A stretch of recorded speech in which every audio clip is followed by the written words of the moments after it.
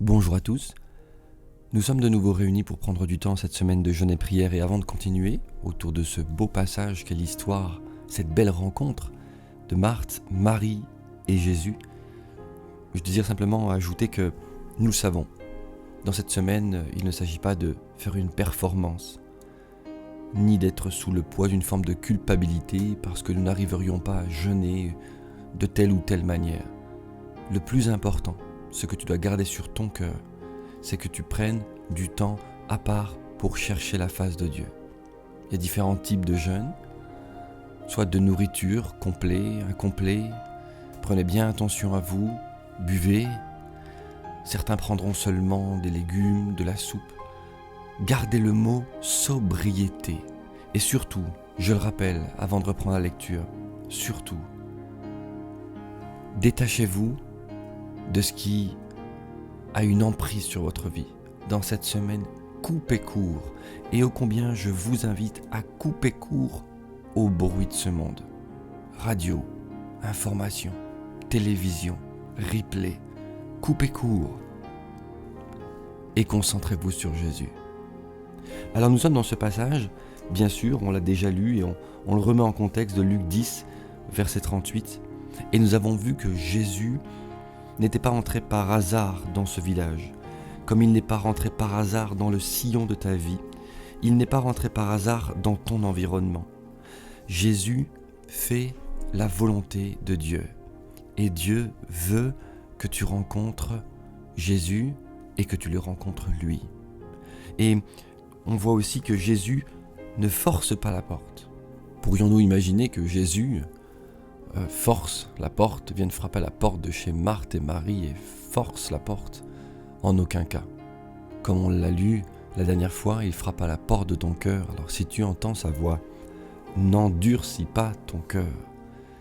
Je finis cette introduction en rappelant que quand nous disons « laisse venir Jésus vivre chez toi, entrer chez toi », pour que tu le saisisses bien, parce que tu pourrais te dire « mais qu'est-ce que cela veut dire ?»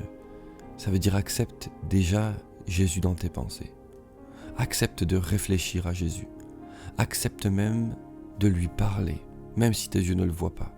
Accepte de considérer qu'il est là, présent avec toi, dans ce monde invisible que tes yeux de chair ne voient pas et qu'ils ne verront pas pour l'instant. C'est ce qu'on appelle un pas de foi. Un pas de foi. Car comme nous le dit la parole, nous ne sommes plus appelés à marcher par la vue, mais par la foi. Alors je t'invite, commence à faire un pas de foi. Reprenons la lecture. Donc au verset 38, je reprends le début, pendant qu'il était encore en route, Jésus entra dans un certain village. Là, une femme nommée Marthe l'accueillit dans sa maison. Et nous sommes aujourd'hui au verset 39. Elle avait une sœur appelée Marie. Je veux rappeler que c'est cette même Marie qui, en Matthieu 26, verset 13, ira laver les pieds de Jésus avec un parfum de très grand prix.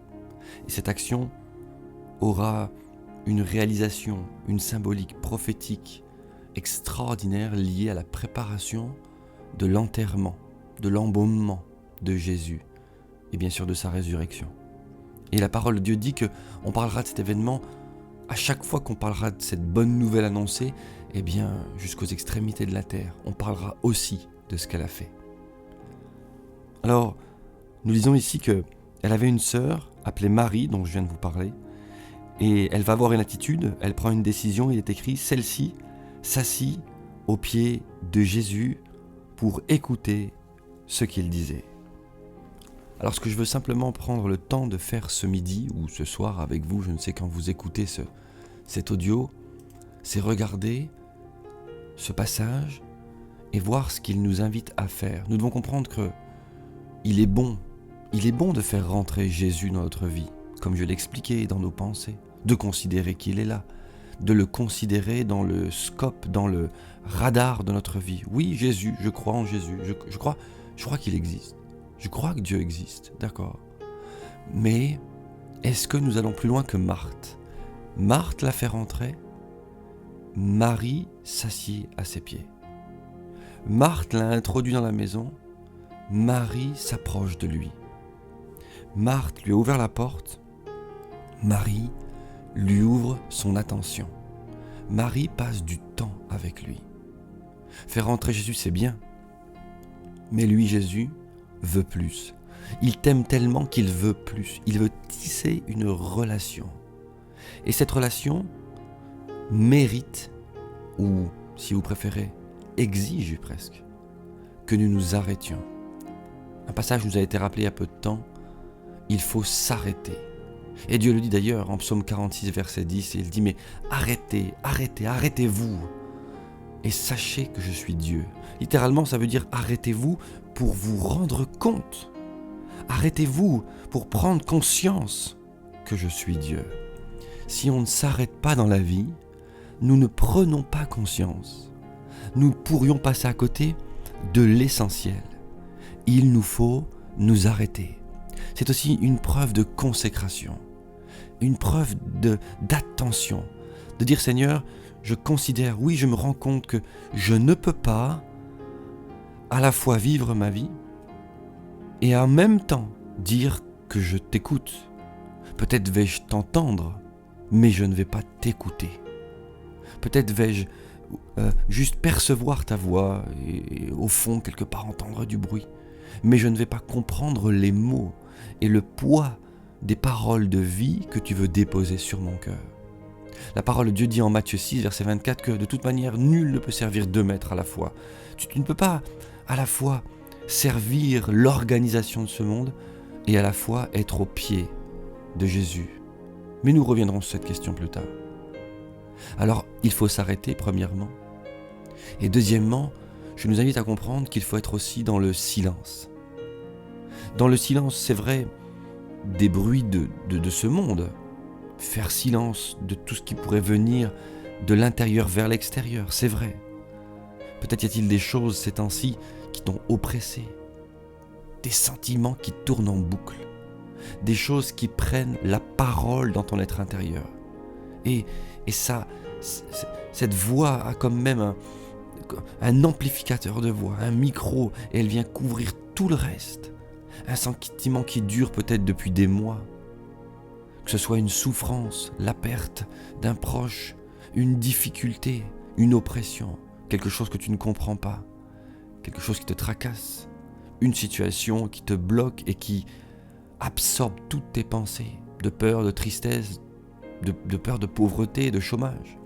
Tu n'arrives pas à faire silence. Et Dieu veut t'aider. Dieu veut t'aider. En Lamentation 3, verset 25, ton Dieu te dit « L'Éternel a de la bonté pour qui espère en lui, pour l'âme qui le cherche. » Et en 25, il dit « Il est bon d'attendre en silence le secours de l'Éternel. » Alors il y a ce silence intérieur dont je voulais vous parler, mais il y a aussi notre silence à nous. Cessez de parler, cessez de nous plaindre, cessez de constamment réclamer des choses à Dieu qui n'ont que pour but de nous servir à nous. La Bible dit, vous priez et vous n'êtes pas exaucés. Jacques 4, verset 3 nous dit, vous demandez et vous ne recevez pas, parce que vous demandez mal dans le but de satisfaire vos passions.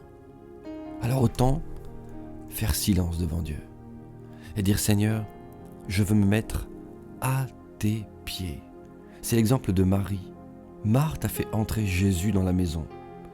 Marie s'arrête et elle va au pied de Jésus, au pied de son maître. Qu'est-ce qu'avait compris Marie ? Probablement quelque chose que Marthe n'avait pas encore saisi. Et il n'y voyait ici aucune condamnation pour Marthe. Dans cette histoire, je pense que pour beaucoup, nous commençons par être Marthe. Nous trouvons cela bien de faire rentrer Jésus dans notre vie. Mais peut-être que pour beaucoup, nous restons Marthe. Et nous n'allons pas assez souvent au pied de notre Seigneur. Alors aucune condamnation sur Marthe. Et prenons l'exemple de l'attitude de Marie. Marie avait saisi que de ce Jésus, de cet homme, allait sortir une parole, et une parole de vie. une parole de vie.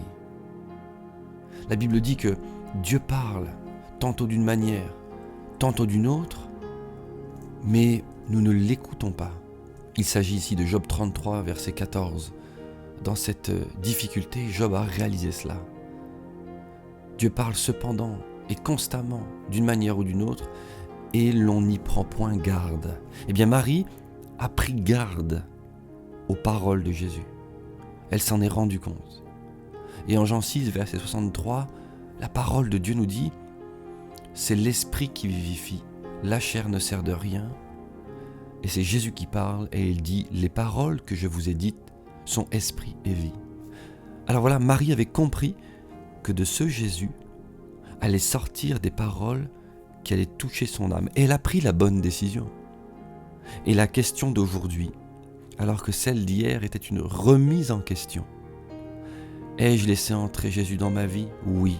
Me suis-je rendu compte que Jésus m'a tant aimé qu'il est venu, lui, s'est rapproché de ma vie ? Oui. Je l'ai laissé rentrer dans mon cœur ? Oui. Ne l'ai-je pas relégué à une place moins importante que celle qui lui est due ? La place dans la pièce principale de la maison, qui rayonne dans toutes les autres pièces. La place dans laquelle nous l'écoutons.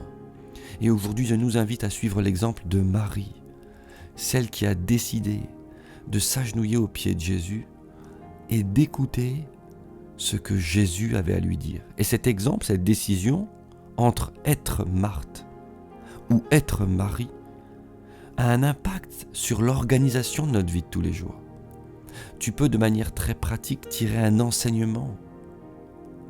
Vais-je dans ma vie savoir faire l'équilibre des temps où je suis dans le relationnel avec les autres, en relation avec ce monde qui exige mon attention, ma réflexion, mes décisions, mon organisation, mais vais-je aussi décider d'organiser de manière très pratique ma vie en pointant des rendez-vous réguliers avec Jésus, dans un lieu de silence, un lieu de retrait, un lieu où je vais entendre parler de Dieu au travers du Saint-Esprit.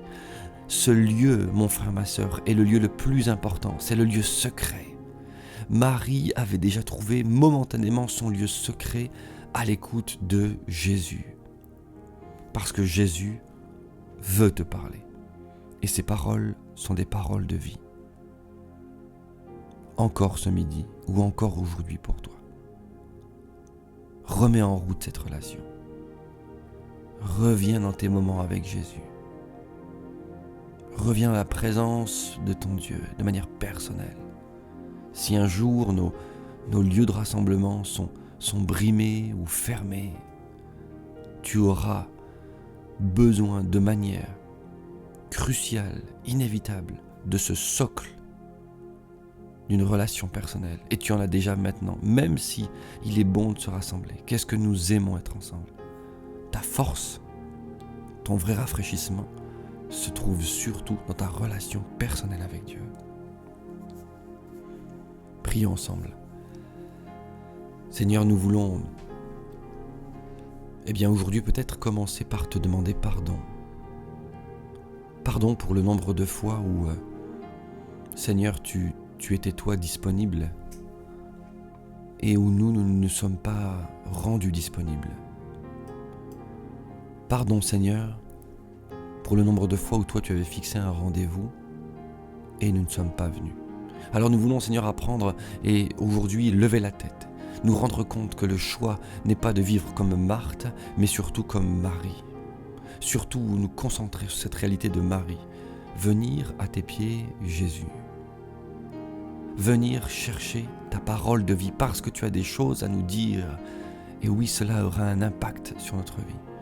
Alors viens et mets en nous, dépose en nous quelque chose de nouveau. Saint-Esprit, viens prendre la main sur notre agenda. Libère, Saint-Esprit, de nos habitudes de oisiveté. Et si des choses de ce monde ont trop d'emprise, que ce soit la télé, les jeux, les séries, les lectures, les loisirs, nous savons limiter, voir quelle est la limite à ne pas dépasser. Si quelque chose vient prendre la première place, nous te demandons, Saint-Esprit, enlève-le et Jésus vient prendre la place du roi. Nous voulons apprendre à passer plus de temps avec toi. Alors je décide, Seigneur, aujourd'hui, de manière très pratique, peut-être en prenant un agenda, de mettre en place des rendez-vous avec toi pour écouter avec ma Bible ce que tu as à me dire et ce que tu veux déposer dans mon cœur. Que Dieu vous bénisse.